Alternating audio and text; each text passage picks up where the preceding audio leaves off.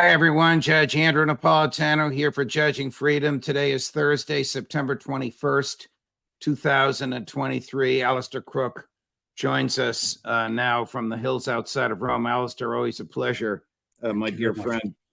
We have a clip of President Biden at his best or at his worst, depending upon your perspective, at the UN earlier this week. But before we run the clip, what is your perception about how his fierce anti-Russian, fierce hatred of Russia, monomaniacal blaming of the world's ills on Russia message came across to the international diplomatic community in New York earlier this week?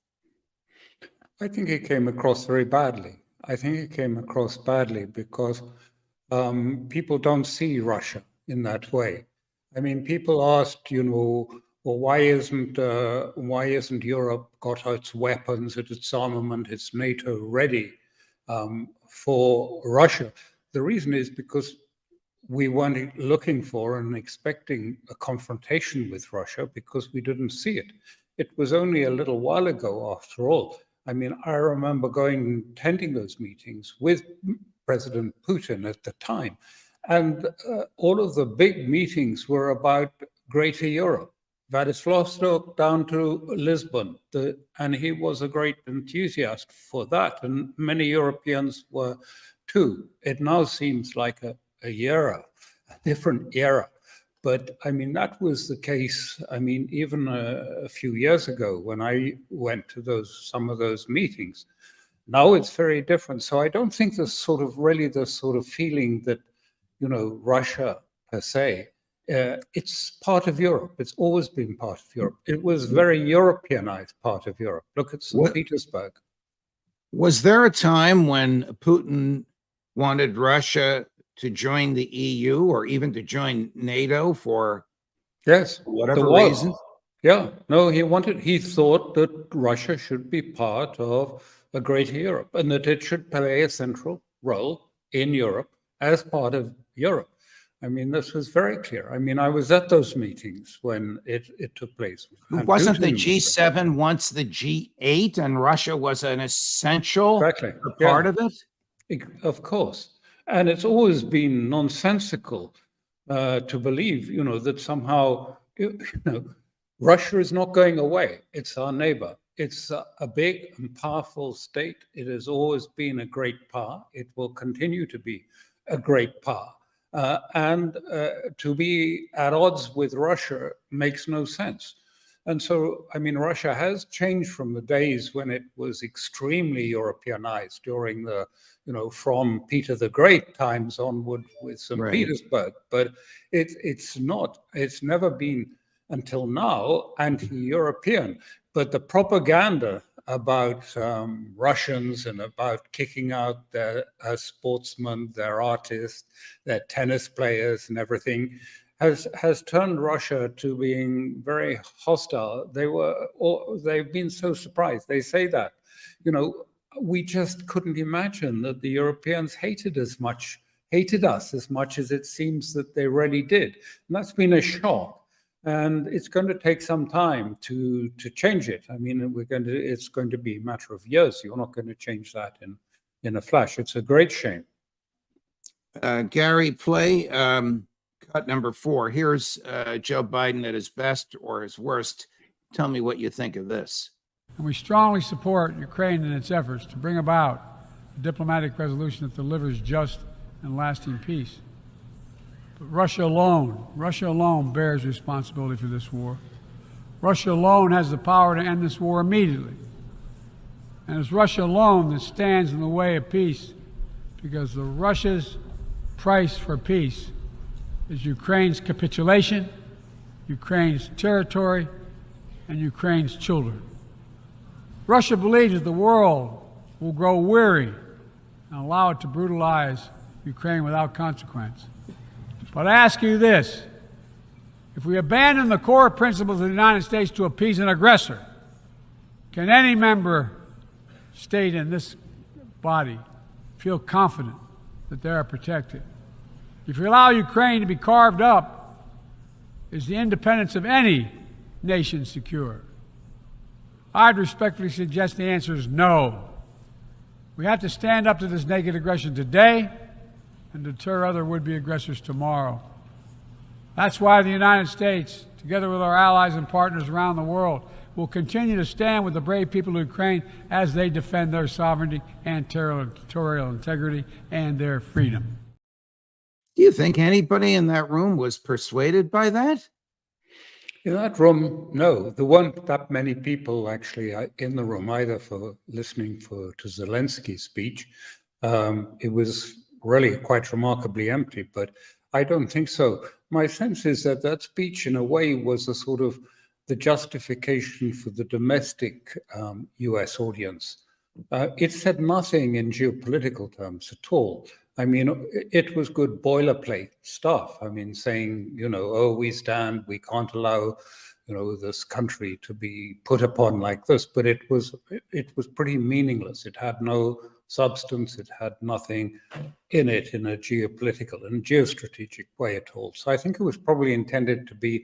He's under a lot of pressure in the US itself at the moment. I mean, political pressure to go.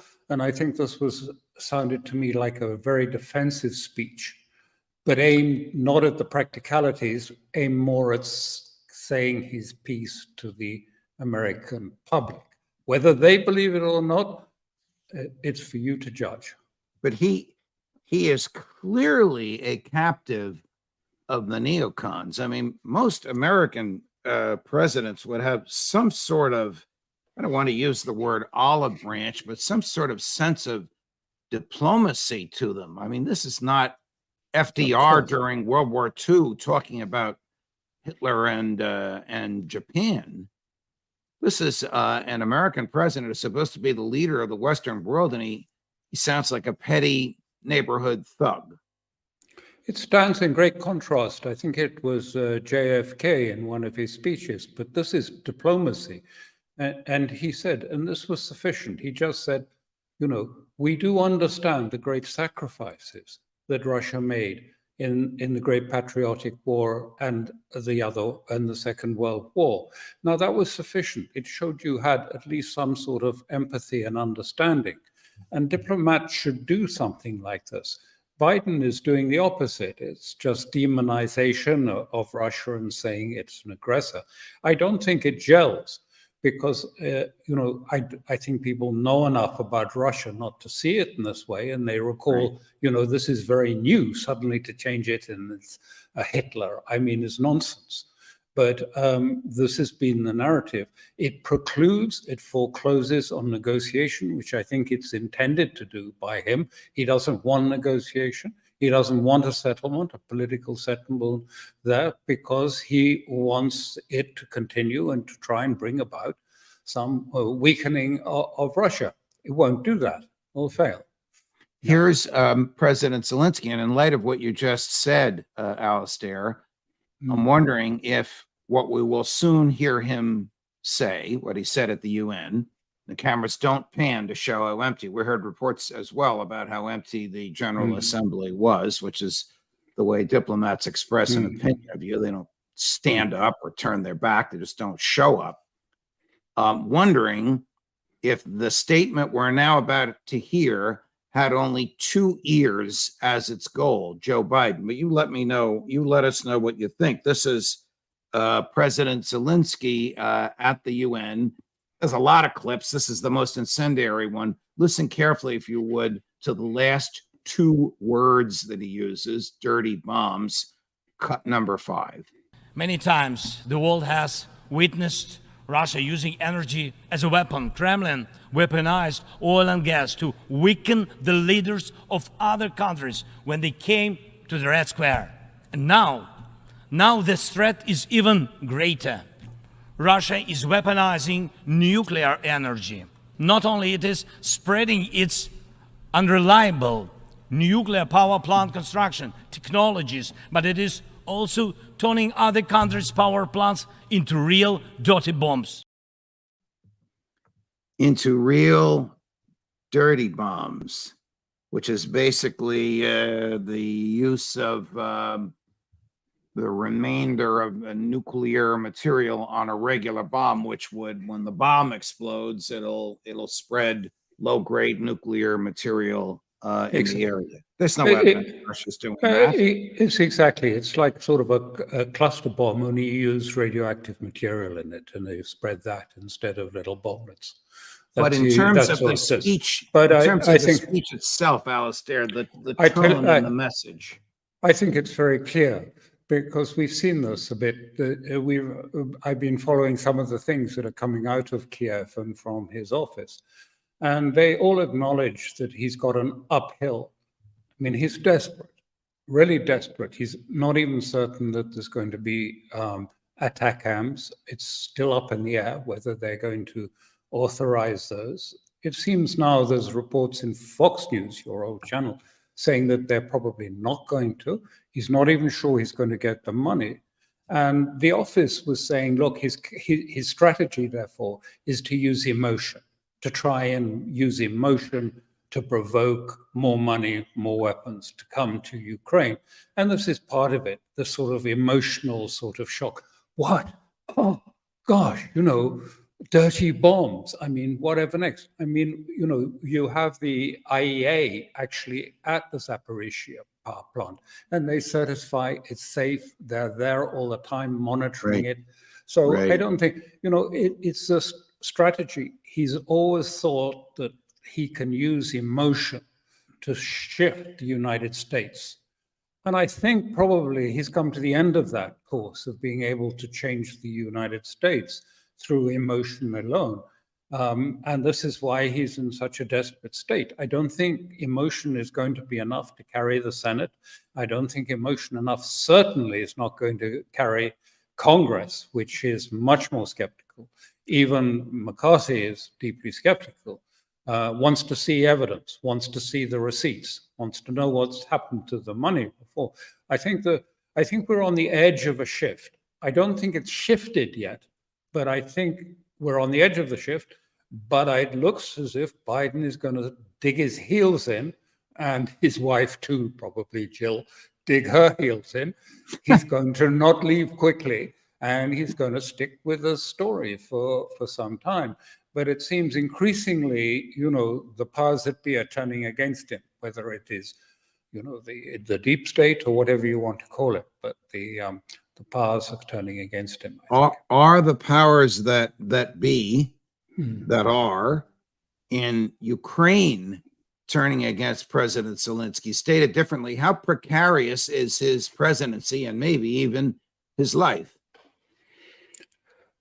Put it this way. I think that were he to go back and, strike the general's pose and say, we're going to go on and we're going to take more and we're going to drive through the Russian lines, he would turn around and find that no one is following him. It's empty. No. The field is empty behind him. The army is just not going to go on with an offensive that has achieved nothing at all and has lost. I mean, it's decimated the army. And I mean, they're saying, why are we doing this? I mean, what's the purpose? Are you going to wait till next year? Are you going to wait till the winter? What are we going to gain then? I think these are some of the questions that he's going to be asked by in Congress by the Republican Party, who will say, okay, why is it going to be different next year? What's going to change that will make it less so? And what are you going to do if there's a Russian offensive in the meantime? How are you going to defend yourself against that? Because all we see at the moment is that during this period of this sort of positional defensive war, Russia has been really turning out new drones, new, if you like, all sorts of weapons, new aircraft, new tanks. I mean, and it has been stockpiling, as far as we can see, stockpiling against something. I mean, it's got the troops on the borders that are ready, whether they plan something or whether they're just going to wait and see what happens in these weeks and whether Europe and the United States just lets him twist in the wind. That's Zelensky I'm talking about. Right.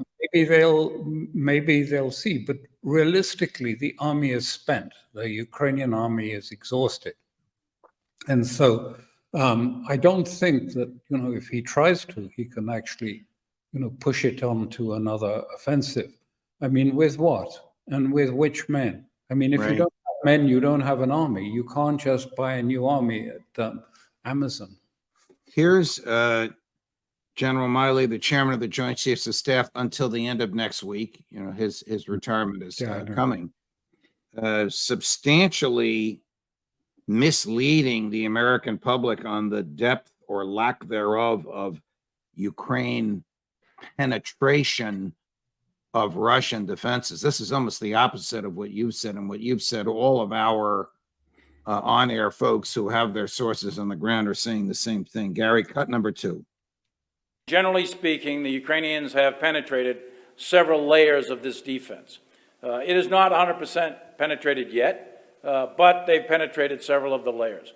And they're going very slow, preserving their combat power, and very deliberately through this defensive belt that stretches the entire length and breadth of Russian-occupied Ukraine. So for the critics that are out there, I would say that there's plenty of fighting weather left.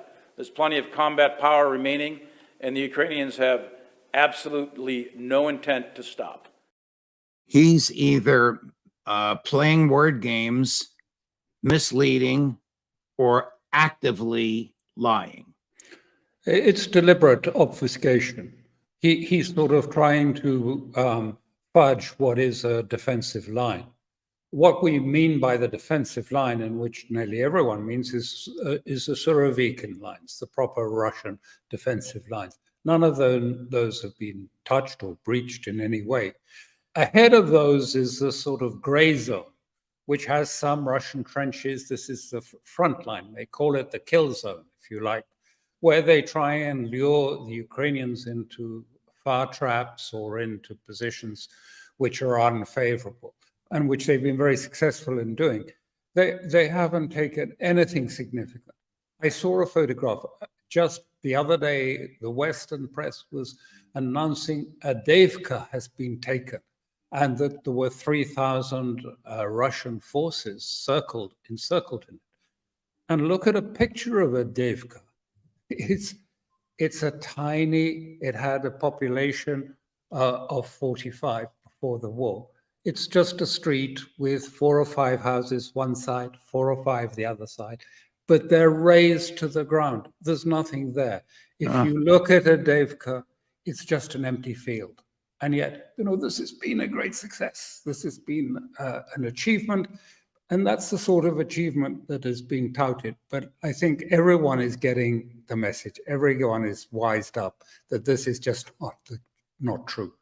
Here's the this further reinforces your view that Zelensky is rapidly approaching the status of an empty suit, or in his case, an empty fatigue. Here's the Polish president yesterday in New York City. Now it's in Polish, so I will read the subtitles, but his comparison of Ukraine to a drowning swimmer in danger of bringing down those who have been dispatched to save him is very, very telling, particularly from what was formerly Ukraine's staunchest supporter, threatening to bring troops on the ground. But let's listen to him, and then I'm very anxious to hear your thoughts.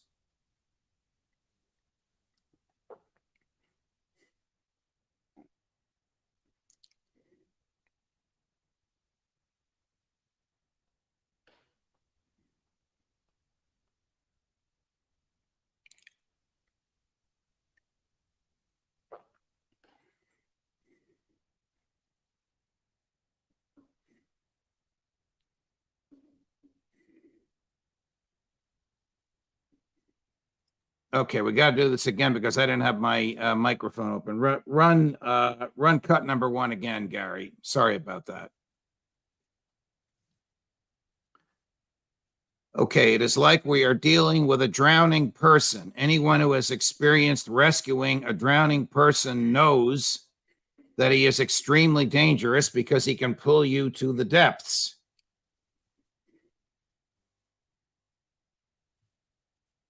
He has unimaginable strength due to fear and the influence of adrenaline and can simply drown the rescuer. Okay, what kind of a greeting is that for President Zelensky as the two of them arrived in New York City earlier this week? I think it's very significant. The Polish Prime Minister also refused to meet Zelensky, and he's announced that he's not sending any weapons to Ukraine. This is, if you like, the beginning of a turning point, I believe. And also, the whole of the atmospheric for Zelensky's visit have been extremely negative for him. From the New York Times article on the day he arrived about that it was a Ukrainian missile that caused that mayhem in a marketplace, killing many Ukrainians, to the fact that Biden, in his speech, barely mentioned really Ukraine. It was really more about the global South. His speech was about it. There was a little reference, but as we've just discussed, it was mostly boilerplate stuff, nothing of substance. To the fact that he's not going to be granted an audience in Congress.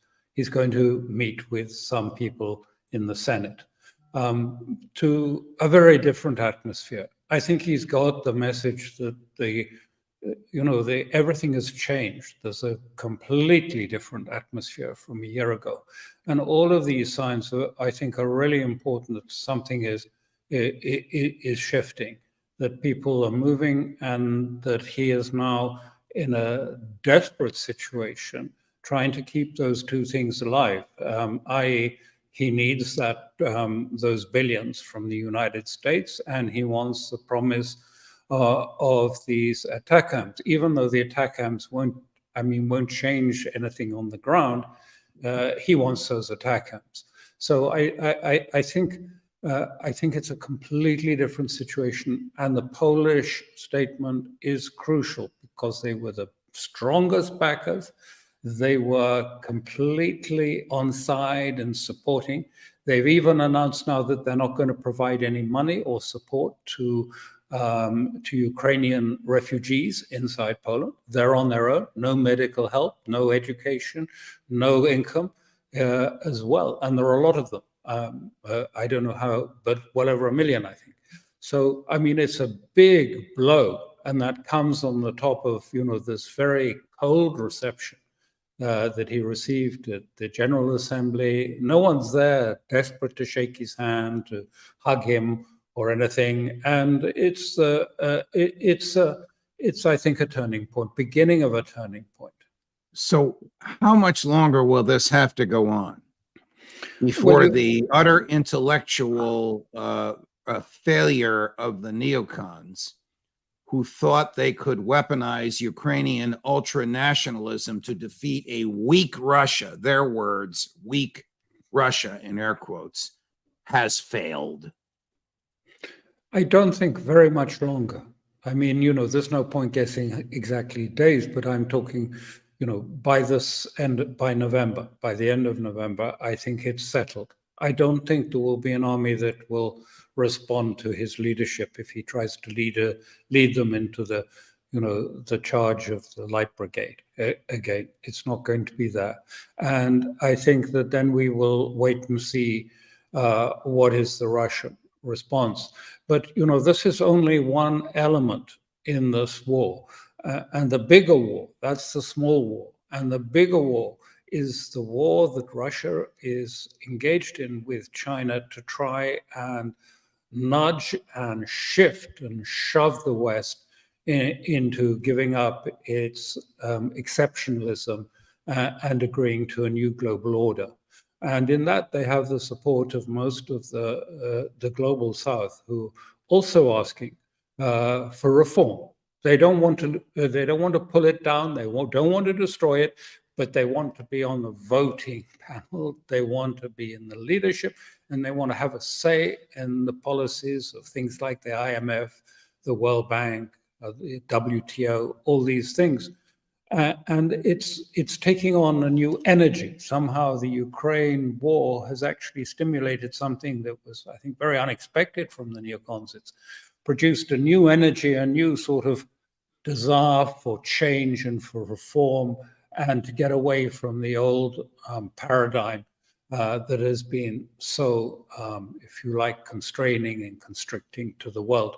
So I think I think it will come to this in the very near future, but the longer term war will be longer. A diplomatic war, a political war, through the BRICS and through economic measures as well. The squeeze on the dollar by the Russians and the Chinese to increase inflation, to increase, if you like, the interest rates, so that they have leverage to bring about these changes. Alastair Crooke, always a pleasure, my dear friend. Brilliant and gifted analysis, and we are deeply grateful for your time and all your thoughts. Thank you for joining us. Thank you. There you have it, my dear friends. More as we get it. Matthew Ho, Karen Kwiatkowski coming up in just a little bit. Tell your friends, ask them to like and subscribe. What do we do at Judging Freedom?